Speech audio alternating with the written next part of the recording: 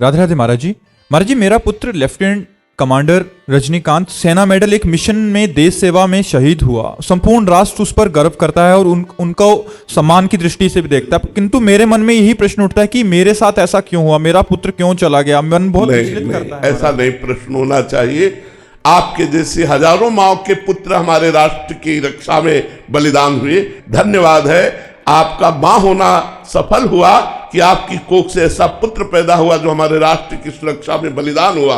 दो ही धन्य है, या तो भगवान की भक्ति करके भगवत प्राप्ति करके लोक का कल्याण कर दे, और या तो राष्ट्र के लिए अपने प्राणों को समर्पित कर दे। बकाया तो सब जी रहे हैं, उनको धन्य नहीं कहा गया। धन्य दो को ही कहा गया, या तो भगवान का भक्त बनकर लोक मंगल किया और या राष्ट्र सुरक्षा में प्राण दिए। तो आपको प्रणाम है, आप वीर जननी है, आप शहीद जननी है, कोई साधारण मां नहीं है। इसलिए आप प्रसन्न रहिए। और आप जैसी हमारे भारत में हजारों माताएं हैं जिन्होंने अपने पुत्रों को राष्ट्र सेवा में बलिदान किया, और इसीलिए हम आर्मी को सबसे ज्यादा प्यार करते हैं, हृदय से प्यार करते हैं और सम्मान करते हैं। और हम भारतवासियों से प्रार्थना करते हैं कि आर्मी के जवानों को सम्मान करो, जिनकी सुरक्षा में आप चैन से सोते हो, जिनकी सुरक्षा में आप आनंद से जी रहे हो। अगर उनकी सुरक्षा ना हो तो यहां सुरक्षित हो जाओ। हमारे आर्मी के जवानों का जीवन, संत और सैनिक एक ही राशि है।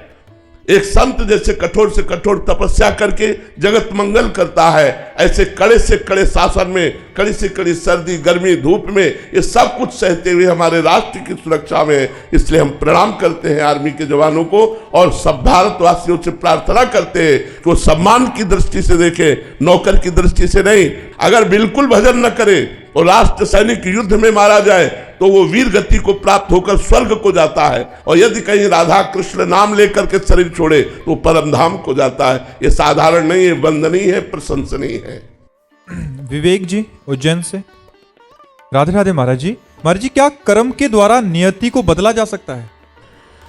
नहीं, जो पहले से निश्चित हो चुका है वो इतना हो सकता है कि जैसे 100 थप्पड़ लगने हैं तो 10 में निपट जाएगा, लेकिन लगेगा।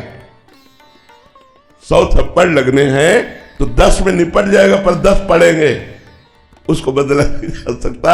अवश्य में भोक्तव्यम कृतम कर्म शुभाशुभम। जो शुभ अशुभ कर्म का परिणाम प्रारब्ध बन करके आया है वो भोगना पड़ेगा। भजन से ये है कि उसका परसेंटेज कुछ कम हो जाएगा और भोगने की सामर्थ्य मिलेगी, बड़े प्यार से निपट जाएगा, लेकिन उससे टाला नहीं जा सकता। नहीं, बड़े बड़े सिद्धों के शरीर में रोग पाए गए। रामकृष्ण परमहंस जी को गले का कैंसर था, भाई जी हनुमान प्रसाद पोद्दार जी को उदर का, बहुत से संतों में ऐसा पाया जाता है बड़े बड़े रोगों से ग्रसित। तो अपनी नियति को बदल सकते हैं, उनमें इतना भजन है, लेकिन नहीं, उन्होंने नियति को स्वीकार किया, भोग दंड रूप से स्वीकार करके भजन के बल से वो इसे पार कर गए, लेकिन नियति को बदला नहीं। जो बदल सकते थे, और जिनकी सामर्थ्य नहीं तो बदल ही नहीं सकते। जिनकी सामर्थ्य थी वो भी नहीं बदले। जैसे भगवान स्वयं राम हैं, उनके पिता को दशरथ जी को शाप मिला, जैसे मैं अपने पुत्र के वियोग में तड़प रहा हूं वैसे तुम अपने पुत्र के वियोग में तड़प कर प्राण त्यागोगे। तो क्या भगवान राम ने नियति को टाला? नहीं टाला। वैसे ही हा राम कहते हुए दशरथ जी के प्राण गए।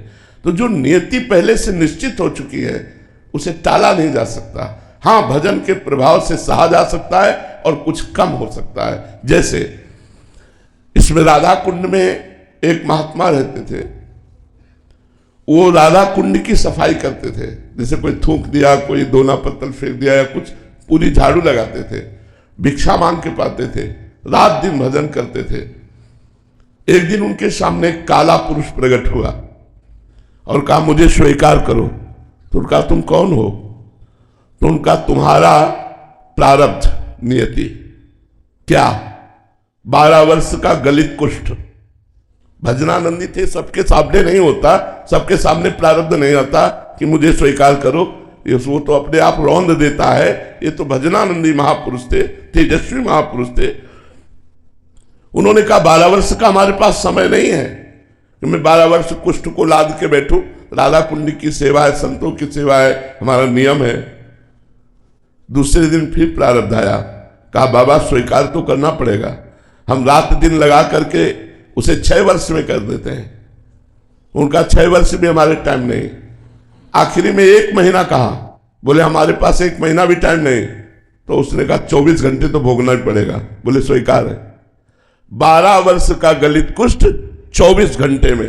कहा मैं 12 वर्ष का कष्ट 24 घंटे में दूंगा, कोई औषधि नहीं, कोई सेवक नहीं। उनका शर्त स्वीकार है। और एक कोठरी में बैठ गए और शिष्यों से कहा कोई भी अब दरवाजा खटखटाना नहीं, मैं चाहे जितना चिल्लाऊं, कोई औषधि नहीं, कोई हमें डिस्टर्ब मत करना, 24 घंटे बाद हम निकलेंगे। जे ही कहा आ जाओ तो पूरा शरीर सड़ गया, चिल्लाते रहे राधा राधा राधा राधा राधा राधा। 24 घंटे के बाद अपने आप गलित कुष्ठ खत्म हुआ और वो स्वर्ण जैसे चमकते हुए बाहर निकल आए। तो ये भजन के प्रताप कि 12 वर्ष का गलित कुष्ठ उनका 24 घंटे में कट गया, लेकिन भोगना पड़ा। अवश्य में भोक्तव्यम कृतम कर्म शुभाशुभम।